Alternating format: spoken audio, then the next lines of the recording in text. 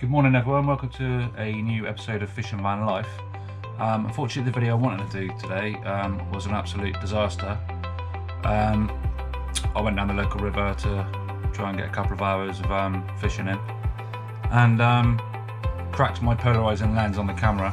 I just literally, it's my fault, I stuck my camera in my rod sleeve on its mount and carrying it through, must have hit something and it literally shattered it right across the screen. So everything I was filming without knowing was just unusable.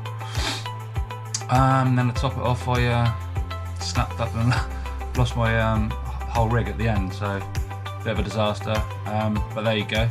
But I thought in today's session I'll touch on a few of the rigs that I use, and I'm going to go for a step-by-step on how I do my ledger rigs.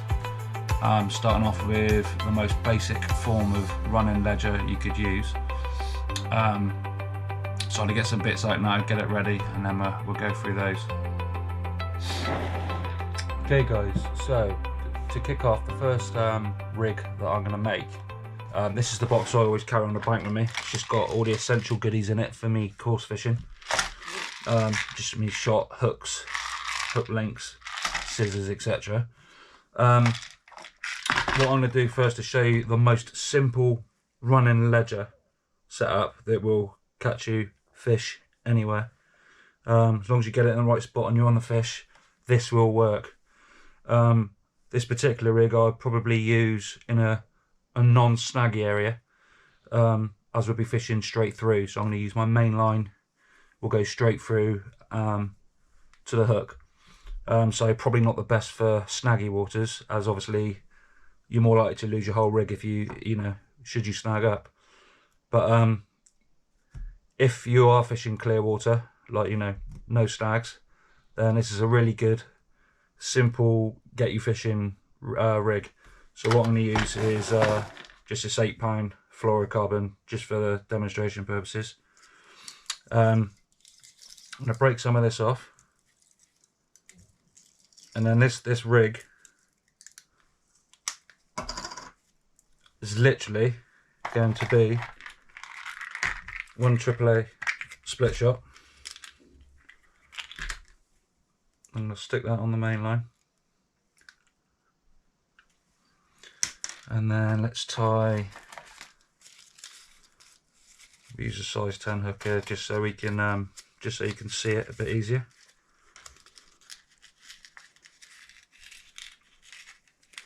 So when I tie my hooks, and I always use a blood knot. Unless I'm carp fishing, then I might use a Palomar knot as well. So yeah, I just tie this on. I always do about a 5 or 6 turn. Pull it through, and then go through the loop you just made. Pull that down gently, and then I'll just moisten that. Little bit of good spit, pull that down gently, and then just tease that knot down just so it cinches down. And then another good tool to use is just your standard, like your hook puller, just to give that just to make sure he's tight, and then I'll cinch that down and then cut the old tag end off.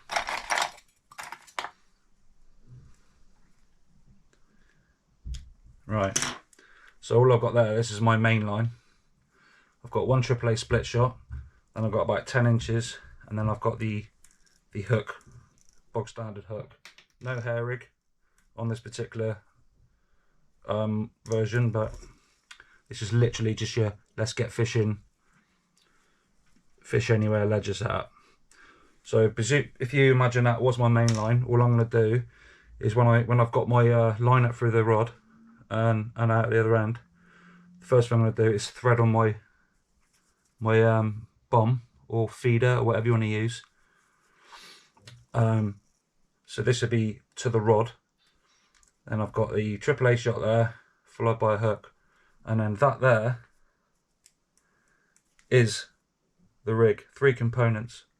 You got your running lead, you got your AAA acting as a stop shot, and then your hook down there with your bait, obviously. And then you would cast that. Obviously, it's not as anti-tangle friendly as some of the other rigs, but that is your basic fish anywhere ledger setup, and that has caught me numerous fish, especially when I was a youngster and I first got into coarse fishing. But this will work anywhere. But again, I'd use this purely in a situation where there was no snags, as you're fishing basically straight through main line all the way down to your hook. But 3 components, cheap as chips, easy setup. Whether you're a beginner or someone that's fished a lot, this will catch you fish, and it's a good place to start. Right, so the second rig I want to talk about is a bit more of a refined version of what I've just shown you. This one will have a separate hook link. Ideally, you'd have a lower breaking strain hook link. So should you get into a snag, you can pull for a break and retrieve most of your gear back, by your hook link. Again, it's a running lead setup, and I will show you how I tie this one now. So the components I'm going to use, got a Drennan running lead, like a running ring, and then I've got also a Drennan, like a little Drennan bead, rubber bead, quick change swivel, and then we've got a bit of tubing to act as like the boom on our hook link, if you like, just to kick it out away from the lead. So let's get that. Right, so this particular setup we're going to use now, we're going to imagine this is our hook link. Again, just type of fluorocarbon for the camera, and then all I'm going to do on here, is thread my anti-tangle tube down the hook link. So obviously there's our hook, there's our tubing, and then I'm going to tie an overhand loop into the top of this. So to do this loop, it's a very simple one to do. It's a little bit of a pain, to where to put your fingers until you get used to it, but it's a very easy knot. So all you do is you make a loop, pinch it with your thumb and your forefinger, go around the loop, and then put the loop through the loop, and then pull. Again, give it a little bit of lube, and then again use your pulling tool. Right, that is a solid knot. That's going nowhere. That's a very strong setup, and also because you doubled it up on the loop there, it's also helping with the booming element of the rig. So we'll just cut the tag end off there. Then I'll get my swivel, and basically this sits in there like so. Slide our tubing down, and then that, as well as acting as like a boom, it also locks our quick link up so that the hook link can't disappear. So once that's up there, your hook link's in there safe, and then you've got that boom, if you like, working for you there. So obviously it's always going to kick out your rig or the hook link from where you're fishing. Right, so this bit of fluorocarbon here, we're going to imagine that's from our rod tip. From here we're going to slide our rig ring with our selected weight attached to it and clipped in on the snap link. This could be a feeder, it could be a link ledger setup, or you could just have a snap swivel also running on this main line. But in this instance, we're going to take this, we're going to thread our rig ring down our main line, let that run down towards the eyes of the the top of the rod where it comes from. Once we've done that, we're going to take our bead and then through the small hole at the top, put the main line. So now we have our lead and the buffer bead on the main line. So this side here would be from the eye of our rod, from the top of the rod tip. Put our lead on, then we've got our bead. And then from that, there's a couple of ways you can add this. So we take our hook link. You could put a blood knot on here. You could also put a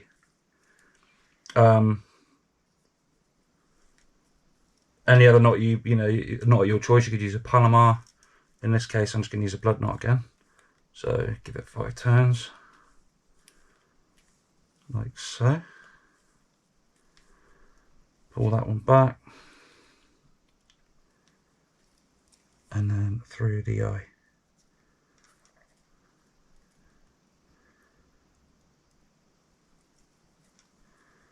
And again, just lube it up,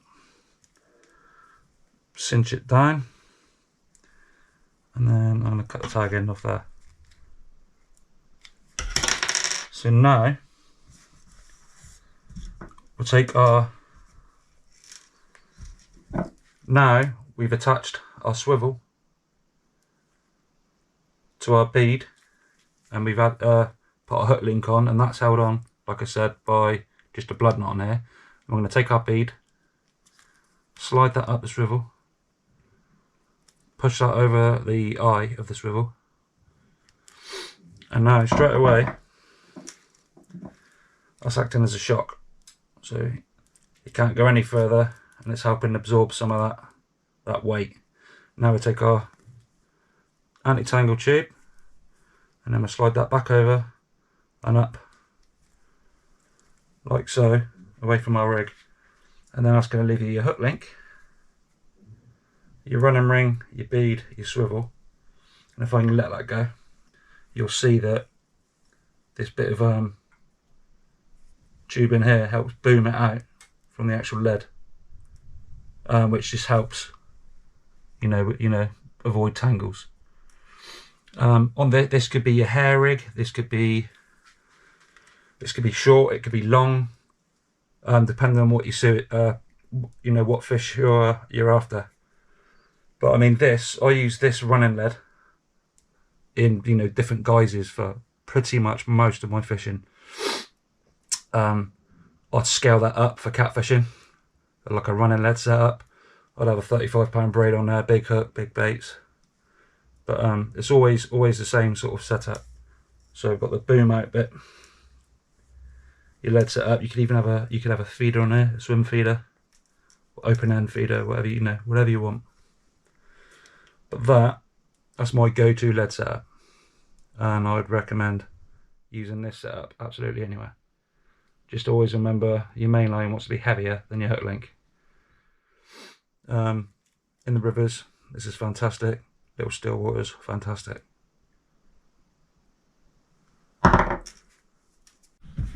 Another question I get asked quite a lot is, what do I keep in my tackle box? So I thought I'd take this opportunity to show you guys. I have 2 tackle boxes, one for my coarse fishing, like river, small still waters, etc. And then I have one for my carp fishing, or cats, should I be going for them as well. But again, with the cat and the carp, the tackle similar. So I have one box for that, and then one box for my, my coarse.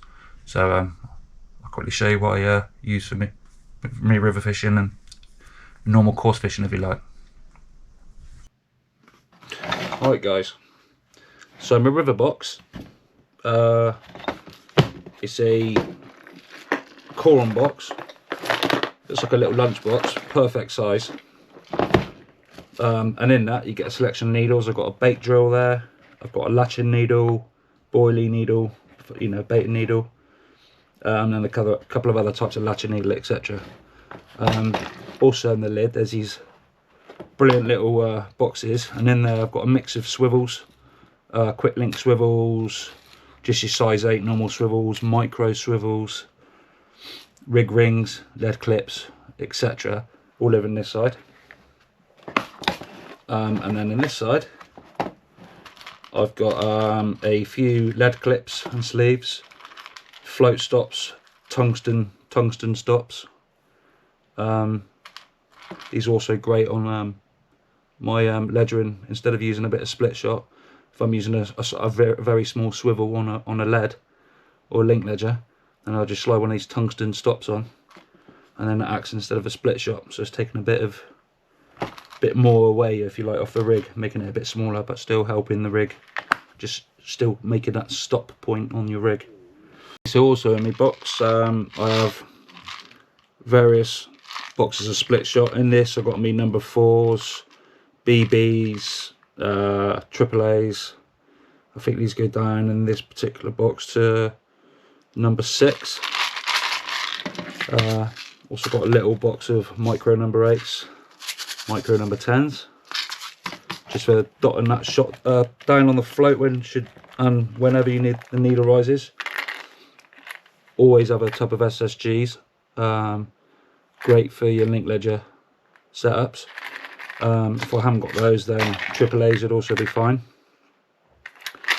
What else we got in here? Spare SSGs.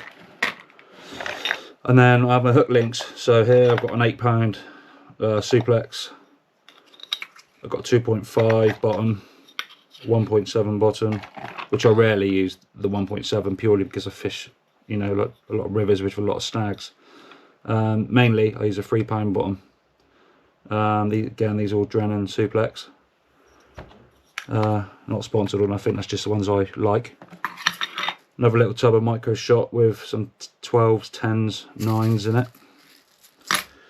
And then I've obviously got me bait and needle, a spare, rig puller, some bait stops, scissors and forceps, a couple of disgorgers, and one like a big disgorger, micro disgorgers. I always have a couple of those. It's always good to have a spare one of them. A plummet in there for me float fishing, and a spare plummet again. Got a couple of little leads. I normally carry these in my bag, but I've also got a couple in my box just in case I lose them or forget them.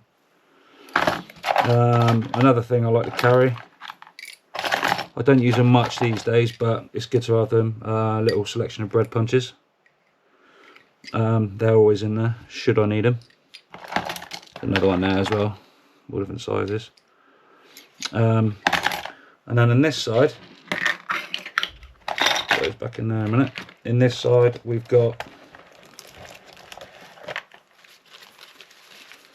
hook links and hooks, eyed and barbed in most sizes that I use. So I've got 12s, 14s, got a 10 there.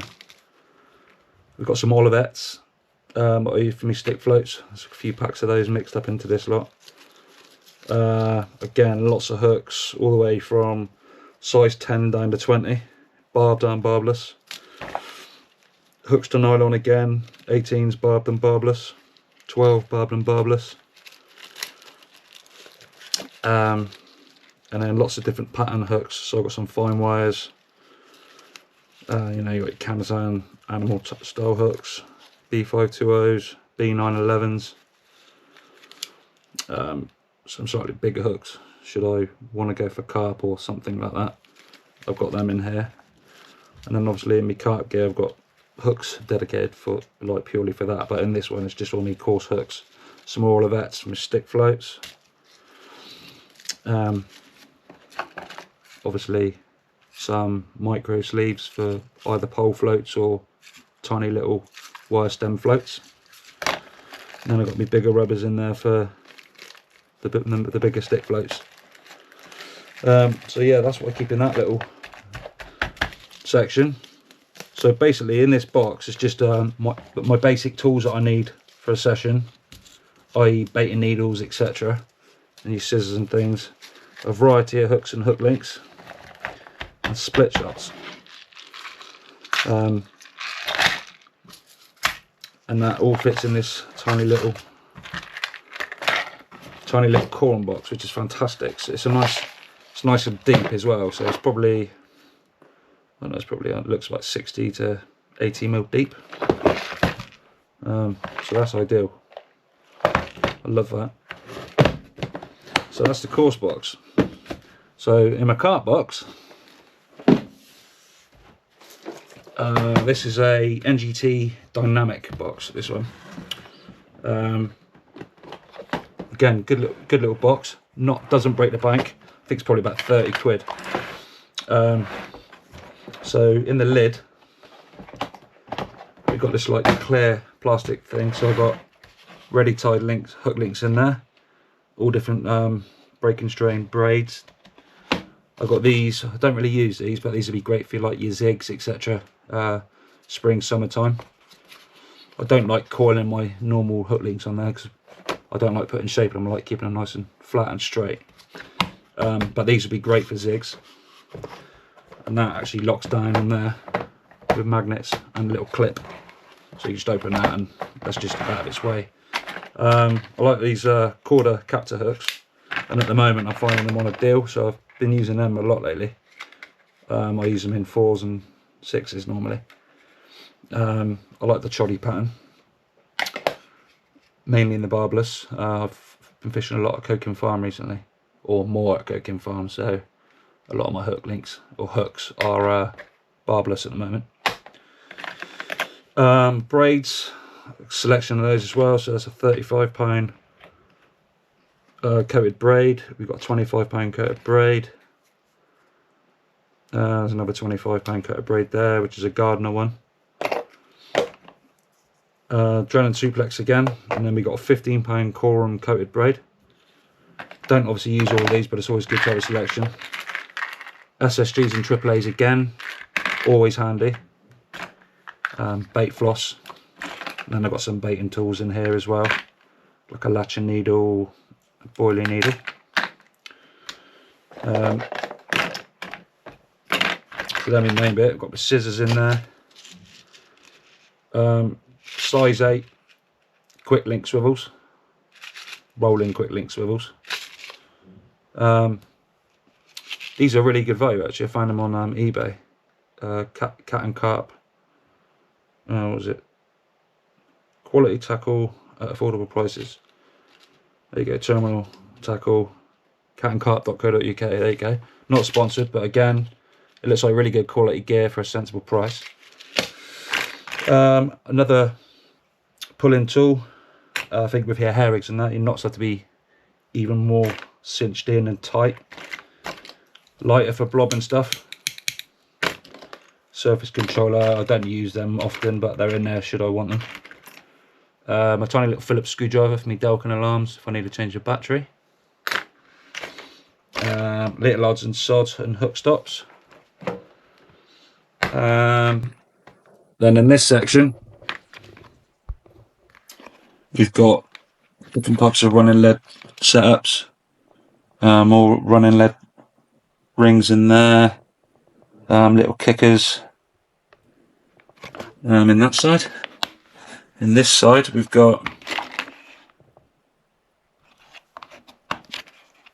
bait stops. We've got artificial corn bait. I use them as bait stops as well, just to help with boilie, make them a bit more neutrally buoyant. Or sometimes I fish a double maze. If I'm fishing corn over the top of corn, I literally hair rig 2 of those artificial maze on and just balance them out with a bit, you know, with a split shot or some putty. I've got some putty here somewhere. We should have. Seems to be on AWOL. What else have we got on this side? So over here, all different swivels. Got some larger swivels in there for catfishing. Some size 8s, some micro swivels down there for me hair rigs. And then in here we've got lots of sleeves and tubing.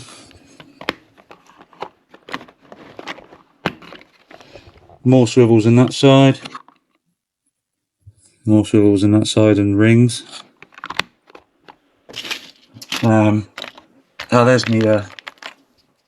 There's me putty. This one is quite a cheap one. It's actually quite a good one. I've had putties in the past and they're crap basically. They sort of literally just fall off and crumble off. It's really bad quality. But that one there, East Green Tackle, it says on it. That seems to be quite a good one. And last of all, in this one, I've got my hooks. I've got some size 2 curved shanks in there. And then just another selections of hooks in here, different hooks, 6s, 8s, 10s, 2s, 4s, lots of spare bait stops. And that's pretty much all I carry. Taken me years because I've thinned out a lot of gear. There's a lot of things that I had in my box that I didn't actually need, which is absolutely crazy. I know. I mean, it might look quite a bit in here now, but I don't need any more than what I've got in here.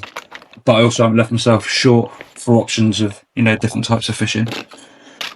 So yeah, that is basically my carp and catfish setup. And that's the box I'll take along for that. But like I said, everything in that box is all I need. Bar my rods, etc. Hope you guys find this video useful. It's not quite my normal fishing video, but like I said, a bit of a mare on the bank this morning with a broken lens on the camera. It just wasn't happening. I didn't have enough time, and I had to get back so I can renew my driving license before I sod off to work again for another week. But yeah, if this video has helped, please leave a comment or a like. Thanks again to all those that have subscribed to my channel so far. If you haven't subscribed but you do watch my videos, please click that subscribe button. It really helps my channel. And please give it a like, or maybe you can hit the notification bell as well. As always, it means a lot to me. Enjoy your own angling, and I'll catch you guys again on the bank soon. Take care.